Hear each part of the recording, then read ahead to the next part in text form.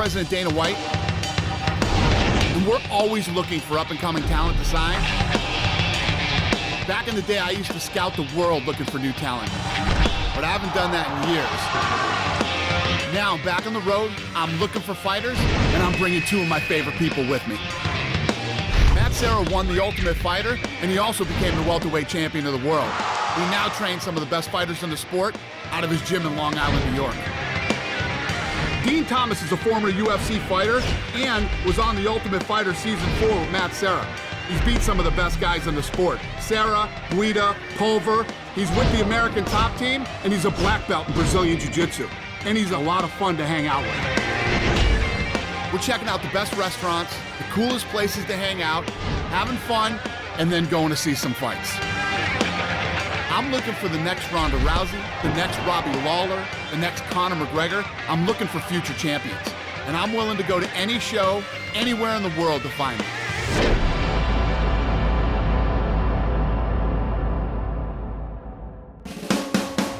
On this episode, we're headed to Austin, Texas. We're gonna hang out with Jesse James, see how he makes his incredible custom-made bikes, cars, knives, and guns. And we're also gonna meet up with director Robert Rodriguez to get a tour of his personal movie studio. Then we'll be checking out an LFA fight card full of potential prospects. Austin, Texas is a very cool city. Tons of great food, great bars, nightlife, very artsy city. The music is incredible. So Jesse James builds guns, choppers, hot rods. He has his own set of cutlery now too. Anything that you can make with steel or metal, this guy is an absolute artist. And about a year ago, I commissioned him to build a chopper for me. We're actually gonna go out, check out his ranch, basically see what a day in the life of Jesse James is like. It's pretty fucking cool out here. As we get closer to his house, there's more ranches. It is, but like, where's the nearest 7-Eleven? Sure, you have how many acres and a horse farm, but, you know, what if you want that cheesy bread in the fucking middle of the night? What the fuck do you do? Look at this, God bless Texas.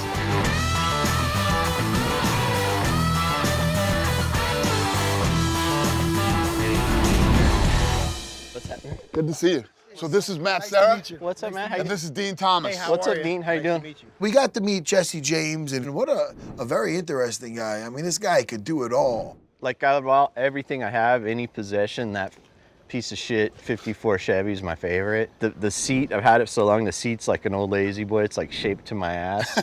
I've been through like poorest of poor times, high rolling times, everything, multiple marriages, and that's the only thing that stayed around. That car's not going anywhere. No. Yo, Jesse James is a man's man. This dude makes a gun from scratch. He makes motorcycles from scratch. He makes cars from scratch. I gotta give him his props. Like, I can't even bake a damn cake from scratch. Yeah, we do some like high-end steel chef knives. It's like 3D. We did this little serration because every video I watch with the chef, they all slice stuff like this. And they got like super greasy hands. So I put this little grip thing on there, which they seem to dig. And this is metal that I forged like Damascus steel. Holy shit, that's pretty cool. And that took a year for me to make that. Like, I've made a lot of cool stuff, and I look at it when they're done, I'm like, holy shit, I can't believe I made that. Like, it's like Fabergé egg quality. The guy is so meticulous about every little piece that he builds and everything that he does. This guy's backed up for like years on everything. He's backed up a couple years on hot rods. He's backed up a couple years on guns. He's backed up a couple years on choppers. People are dying to buy his stuff. These are Kid Rocks, so these are all ready for engraving. He wants like, one of them's gonna say American Mother, and the other one's gonna say fucking badass. So when he crosses them, it says American motherfucking badass. That is awesome. So motorcycles, guns, knives. The more I get to hang out with you, the more incompetent I feel as a man. If I couldn't fight, I'd be fucked in life. Well, I rode bitch in Sturgis, so it's all good. This was my bitch in Sturgis. You know what was bad? I had one of the best looking chicks in Sturgis. Dude, I broke down in Sturgis one time, and one of my Hell's Angel friends wanted to give me a ride back to town. It was like 5 miles. I'm like, fuck you, fucking walking. That's all I need. Oh, look, there goes Jesse James. It's like, He doesn't let a lot of people come in and just tour his ranch, and this is where he lives too.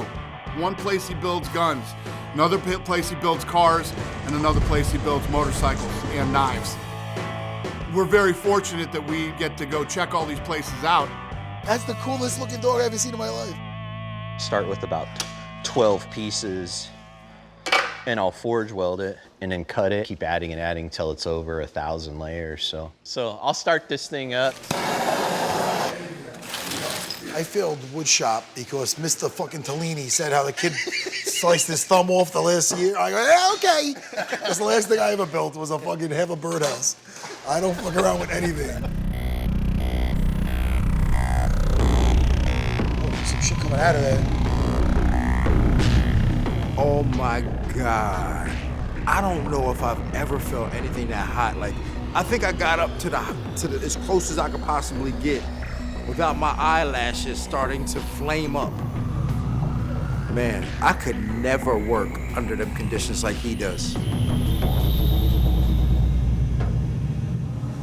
Red hot.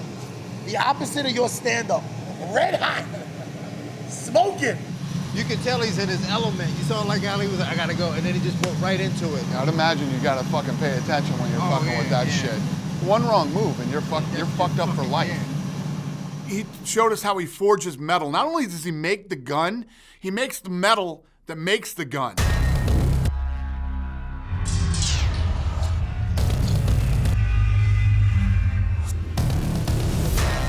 Basically puts together a bunch of different pieces of metal and melts it together and then forms it into the shape of the gun that he's eventually gonna build.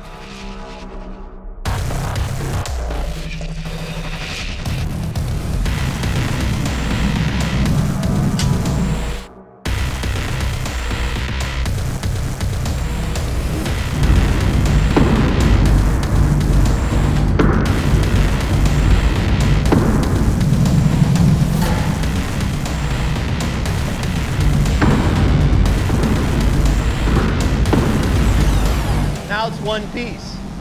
Now it's one piece? Yep, fuses. So you took 12 pieces like that, put it together, Yeah. and now you just made it one piece. Now this is the other half. The piece that I'm forging now is the other half of this. So we'll forge this into this shape. I'll weld it 2 more times, and then I'll combine these 2 pieces, make them, and then bend it like, and that'll be a frame. For a gun.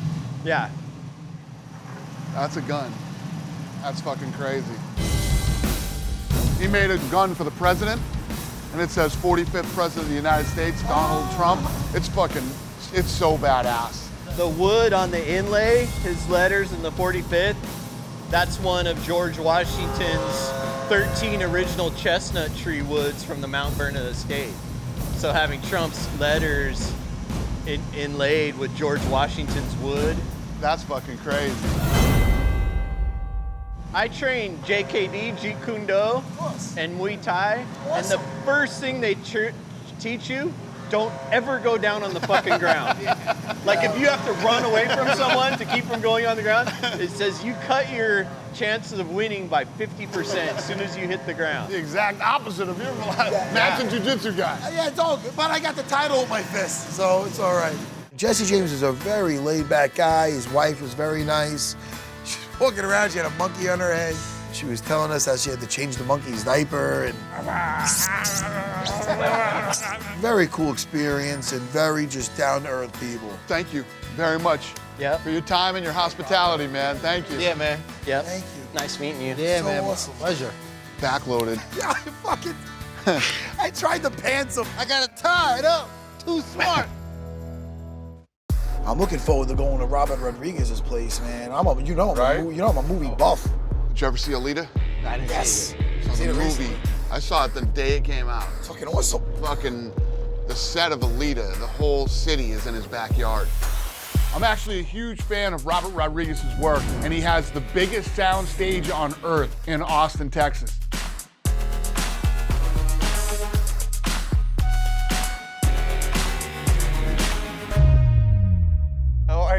welcome. Thanks for having us here today. I'm a fan of all his work, from Dusk Till Dawn to all the Spy Kids movies that I watch with my kids. How long have you been living in Texas? I grew up here. Grew up in San Antonio. Came here for college like when I was 18.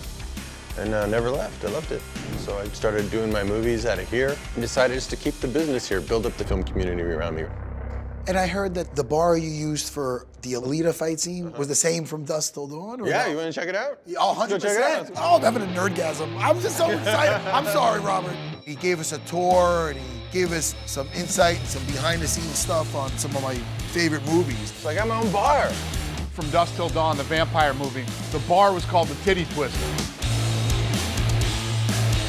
That bar is actually still there on the soundstage. So she came out dancing on this, with Oh. a snake on this long bar. We took that out, we moved the bar, and refurbished it for Alita Battle Angel. I tend to keep my big sets. Yeah. Because I don't have to move them out, I just reuse them.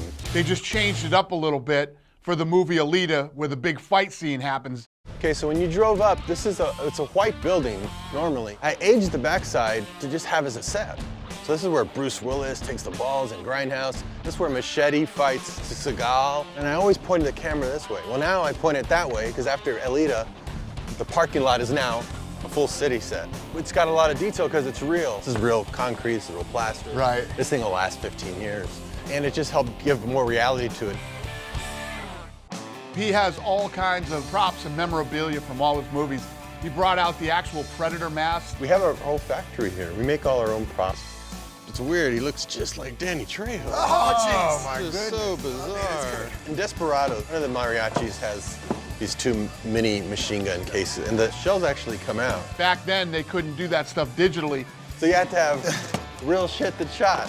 That's crazy. So you put this on, and it would shoot missiles out of it. I'm gonna show you my green screen, because this is where I had that epiphany moment. I was walking out of my office here, and I was going to the green screen to shoot Sin City, and that's when I realized, wait a minute, I've got my own studio. I made it. And he showed us how he created all this in a unique way, which is not the normal way that you would do it. We shot all of Sin City, like right here. In a 13-foot area, the whole movie was shot right there. And so we'd be like, okay, now you're in the snow.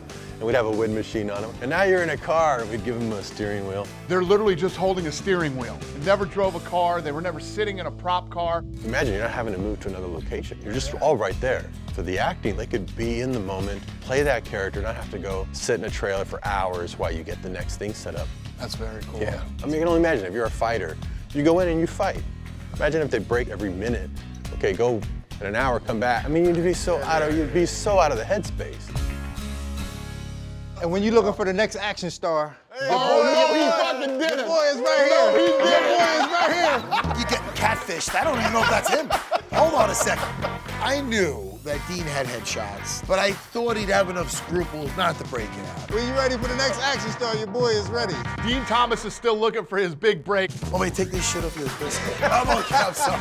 Robert. I'll keep it right here. I feel like I connected with him. You don't get nothing by sitting back and waiting.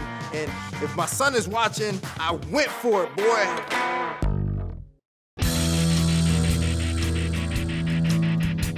Apparently, Austin is known for its food trucks. I didn't know this.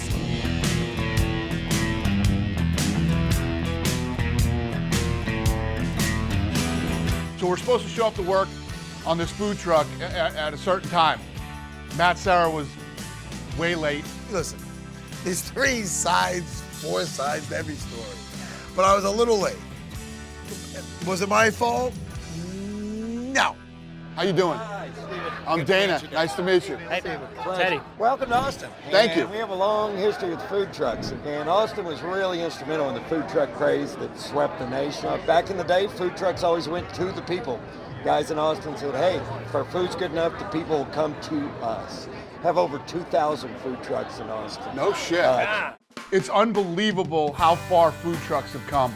And they got tremendously good food. Like them tater tots, off the chart. So this is a brewery, and this is your food truck, and you pull right up here. And one of the best food trucks in town. He actually has 2.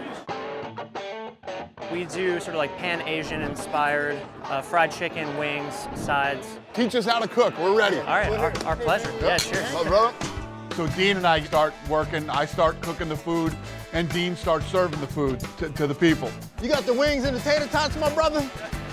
All right, man, there you go. If you need anything else, you come back. You come back and see us now. These guys are incredible chefs. What they're capable of doing in such a small area without all the things that you would have in a massive kitchen in a restaurant is unbelievable. Hi, everybody. Well, you're in the kitchen. Shows up to work. Oh, I wouldn't have been late if I knew there was beers involved. Finally, Matt shows up. So as a punishment, they have these unbelievable hot chicken wings. We're gonna make Matt eat. Here we call these the Got Anything Hotter wings. Well, what does that do to your stomach? And more importantly, what is it gonna do to my ass? There's only one way to find out. Matt was supposed to eat the hot chicken wings because he showed up late, because I was serving food to the people. I was doing my job. Oh, no, I ain't gonna do that shit. No. I don't know, somehow I took Dean Thomas and it was a big mistake by Dean. This is a fucking disaster. Come on, Dean Thomas. Dean Give me your beer. He's got to wear gloves to eat this. Where's the drum roll? Oh my God. Come on. It felt like they were put a lighter to my mouth. Full face. We've done some hot stuff on here before, but this thing hurt Dean worse than I've ever seen. How was it hot? You're sweating, man. Is it bad? Oh, it probably takes a second to set in, too. And Dean is a trooper, man. He ate that thing. He started sweating. And next thing you know, he's fucking taking his shirt off. He's trying to pour things down his throat. He's running out into the middle of the street, laying on the sidewalk. My mouth was burning so bad. I ain't never experienced that type of sensation and that type of heat from food before. This one hurt him. He took it like a champ, though. So the fights are tomorrow night. You were looking at a couple of these guys. Dean, who did you like on this? Well, you know, I was hanging out with Justin Patterson's people last week, and they told me he was the man, so. 11-4. Yeah, 11-4. 33 years old. A little older. I'm interested in the Heffernan Silva fight. This one, they're labeling this one the Battle of the Ears. Dean Thomas, it makes your ears look bad. I mean, that looks like a barn burner. I mean, it's both of them undefeated. And Gabriel Silva is Eric Silva's brother. Yeah, like in a round, he could beat anybody. Like, right. He was extremely explosive. Good point. I also like the Graves versus Barboza fight. I mean, you got a 7-2 and a 10-1. Both of them look like they're good on the ground and can strike. Barboza's 10-1. He's 21 years old, though. Yeah. You know what I mean? This kid has so much more time to learn and grow. Those are the two I'm really interested in. We're gonna have a good time at the fights. Yeah, I'm excited.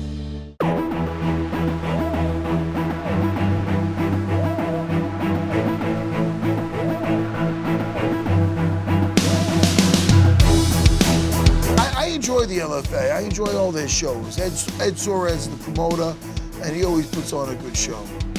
Man, that's a small page, huh? Yeah, that's good. Yeah, that's good. That means they're gonna get right to it. Bang, bang. I like that.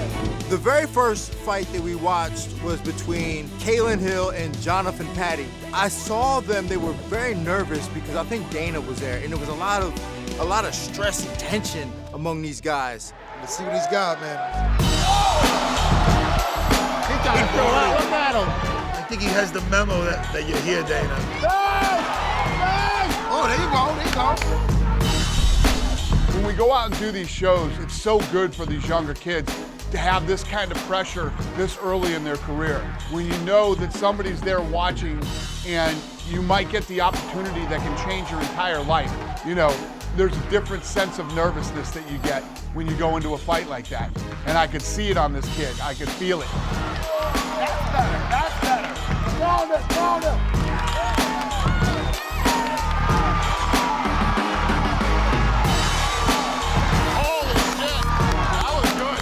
And I believe Patti was a tough, durable guy, but I just think that Hill was very athletic and he looked good. I just think he needs more experience. That kid needs to continue to work his way up.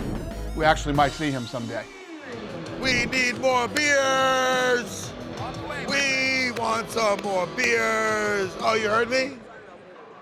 Thank you. The next fight was Graves versus Barboza. And I knew that was gonna be a good fight. It was very tactical as well as technical. And it was a great matchup, and it was my favorite fight of the night. Ooh, another one. That eye's already starting to shut, his right eye. Good fight. Graves, another tough kid, and he was in his face, and he had his moments. I like that. Oh, shit. Rafael Barboza, talented kid, good hands, needs to work on his ground game. He's gonna get out of it. He's getting out of it, this little fucker. You don't want to just win this round, you want to finish this kid. He's got a good left kick, too. When the fight was over, I was not surprised because I did think that the right guy won. I thought that Cameron Graves has a bigger upside to his career. I think that he has the potential to be a better fighter than Rafael Barboza. That fight's going to drive you crazy when you watch it. If you'd have put more pressure on him and started throwing, when you started throwing, you were catching him. You got to walk him down, put him in the corner, and just let go on him. I mean, he may have won tonight, but I really believe you got more upside. Sure, I'll be back. Thank you. All right, man. Nice to meet you. Yeah. Jake Heffernan versus Gabriel Silva. Both these guys are undefeated, so I'm interested in whoever wins this fight. Oh, shit. Look at this. Yeah, this is good, dude. This is I like them both already. Woo! Yeah, these guys are going to be fun. Yeah. Both guys were talented, but I was really impressed with Silva.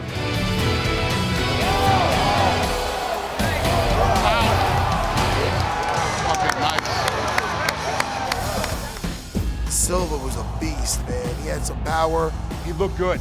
Went right in, knocked him out. It was an easy fight for him. I'm absolutely going to sign this kid. The most experienced fighter on the card was Derrick Krantz, and he fought a former training partner, Justin Patterson. Dean was, he heard good things about Patterson, so he was gassing that dude up, and he looked athletic, and he looked the part. But I'll tell you, man, experience is experience. Main event time.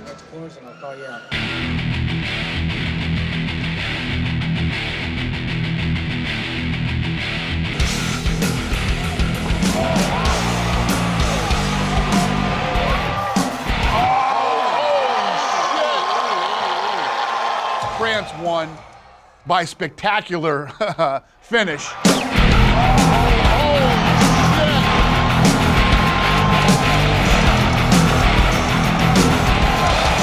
Hey, man, baby's a late bloomer. That was pretty fucking nice. Hey, Dana White. What's up, man? Pleasure, thank you. You freaking welterweight. He doesn't have a great record. I was like, I'm not interested. Good fight, man. Give me some love. Good fight. That was fucking. I got a lot more fireworks. That was fucking awesome. That was 10 awesome. years fighting. Now there's a fine line between getting in my face, where it's I like it, or you're annoying. You know what I mean? I'm fucking not interested in you, and you're annoying. I like this kid. Let me hurt somebody. Okay. I like your fucking attitude, dude. I like your fucking attitude. Let's go. All right.